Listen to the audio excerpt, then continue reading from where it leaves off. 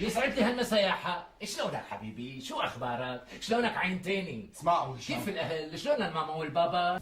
رح احكي لكم قصة ابو هشام مختصرة. لما راح يشتري موبايل لمرته، شكيت امري لربي، جننوا لمكسيم خليل، جننوا طلعوا عن طوره. شوفوا شو عمل معه، دبقوا فرد دبعه.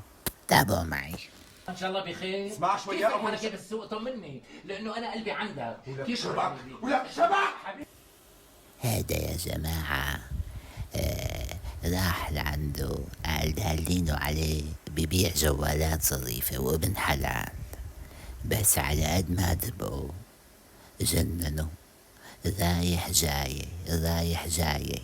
ولما لقاله الموبايل، لما لقاله الموبايل اللي بيناسبه، قعد يجننه كمان.